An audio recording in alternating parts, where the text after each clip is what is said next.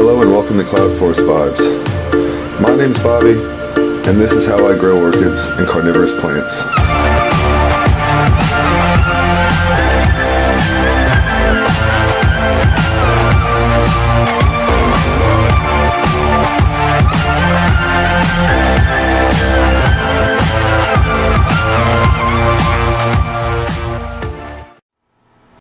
Hello and welcome to Cloudforest Vibes. Today's video is going to be all about how to filter water for orchids, or at least how I filter water for orchids. There is a lot of ways to do this. There's a lot of discussion about this, of different types of water to use, and this, that, and the other. But this is the way I've been doing it, and I'm telling you right now, it is very effective. So I wanted to share this with you. This was passed on to me from a fellow grower. This actually comes from Paula. She's the one who introduced me to this. And I am so thankful for that. Before I got into this, I was spending all kinds of money on distilled water because I have no way of collecting rainwater. I would love to use rainwater. I do live in a metropolitan area, so I don't know how clean the rainwater is here, but I can assure you this is very clean. The beautiful thing about this is that it takes regular tap water, you run it through the system, and it comes out 0 parts per million, which is, in my opinion, just as good as RO water. I'm sure there's differences scientifically, but this works for all of my orchids. I use this on my tent, and I use this on my tank. I use this for my carnivorous plants. I use it for my house plants. Anything that I want to control the water parameters, I run it through this, and it comes out 0 parts per million. So you are literally building from zero. Just as good as distilled, slightly better than some rainwater, I guess arguably, and just about as good as RO water, I guess you could say as well, arguably. This is my poor man's RO unit. So let me get into the specifications and everything here and have a discussion, and then I'm going to show you how I use this. First and foremost, the most important part of this is the filter itself. This is a 0 water filter. I have the model that looks like this. I'm not sure how much this fits. It's over a gallon for sure, but it's not huge. It's not the big picture. All of the 0 water model brands, I believe, take the same filtration unit, which is also awesome. So you only have to ever look for one thing. It's great. As you notice, I have 2 of these. I have one unit stacked on top of the other one. This one, I have pulled the spring out of the mechanism here to allow it to just free pour into the unit below. This unit, I have kept the spring in place because we do not want any incidents. We do not want to flood my apartment. That would be the worst possible scenario. So getting to the internals of this, something really cool. They both come with their own TDS meter. I don't know how much I trust this. I've used this side by side with my TDS meter that I do use and trust, and they do come out with different readings. This typically reads higher, so I guess if you were going to err on the side of caution, this would be the one to go with. However, I know this is more precise, and I like to be precise. I like to know exactly what I'm working with, and this is the way to do that. So I kind of throw these away, but if the main unit that I use was to ever go out, then I would definitely use this as a backup temporarily until I got a new one of those, because that is definitely more tried and true for me. Moving forward, the most important part is this. This is the filter itself. They look like this. They come in different size packages. This 4-pack costs about $50. Give or take. I've gotten them for as cheap as $40 online from Amazon, but I will say that I have gotten some cheap replicas off of Amazon, unfortunately. I buy these directly from Target. I go to the store, I walk in, I see the package, I know it's real, and I buy it off the shelf. It's worth the extra couple dollars, and inside of it you get 4, for this, you get 4 of these filters. I will open this up, show you guys exactly what it looks like. It's packaged, it's sealed, it's got this little screw top to keep it closed, and it just screws into the upper apparatus where you dump the water, the reservoir that, the pre-filled reservoir, whatever you want to call it. Anyhow, so now that we've gotten to that, that's what they look like. That's where I get them. That's about how much they should cost. Let's get into how I do this. So when this water is going through this, obviously we'll pour it into the top portion. We'll fill this, it'll drain through the first filter, down into the second one, through the second filter, and that is when it'll be acceptable and ready to go into the bottling mechanism of your choice or container of your choice to feed your orchids or water your orchids. These filters tend to last me about a month, give or take. I get about 20 gallons to 25 gallons out of each filter.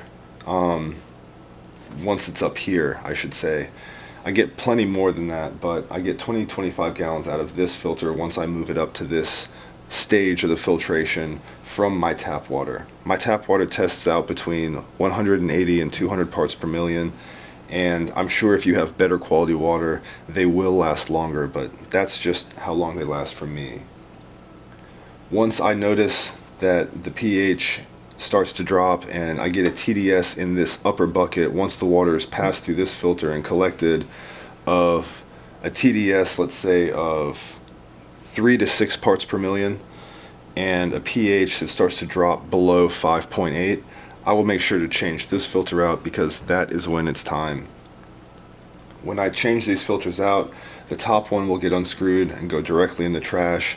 I will move the bottom filter to the top, and I will place a new filter in the bottom unit.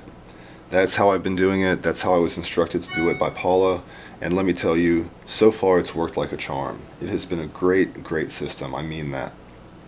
I can't remember the exact price of these itself. I'm sure it's changed. Everything's gotten more expensive in the last year or so in the world, but I will find it. I'll put it up on the screen somewhere. That way you guys can have a idea of how much this costs, and then I'll also do the same for the filters. That way you can see, about what you would be spending. I buy them in the 4-pack, sometimes I buy them in the 6-pack, and again, I always buy them directly from Target. I do not buy them offline anymore because of the replicas and the knockoffs that you get. They just don't do it. I think, honest to God, I've gotten used filters before, and that is just so shady. That's one thing that you do have to watch out for.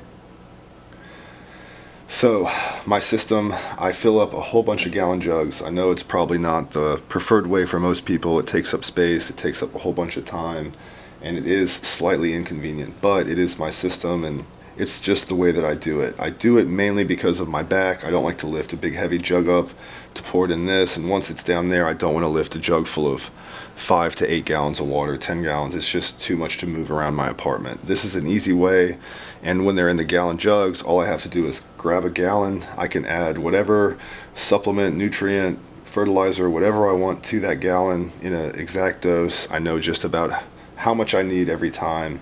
Balancing the pH, all that stuff is just super easy for me, and that's just how I've done it forever. So what I do is I fill my little containers up, my gallon jugs, with hot water. I use warm water from my tap.